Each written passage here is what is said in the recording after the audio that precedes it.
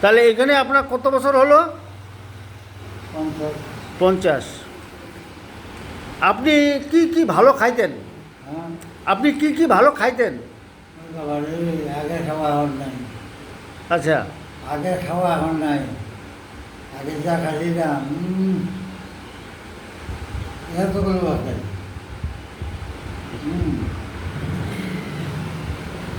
আর এখন এতটুকু করতে গেলাম। আপনার বয়স এখন 93 বছর। আরও 20 বছর বাঁচবেন যদি আমার নিয়মে চলেন। হ্যাঁ, আমার প্রসেস অনুযায়ী চলে আরও 20 বছর বাঁচবেন। কোনো চলবো না। হ্যাঁ, একদম ঠিক মতো খাবেন, ওষুধগুলো খাবেন আর ঘুমাবেন।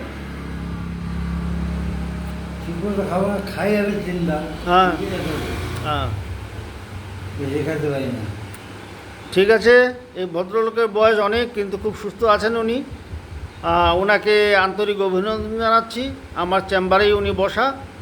ভালো থাকবেন, সুস্থ থাকবেন। জয় হিন্দ, বন্দে মাতরম।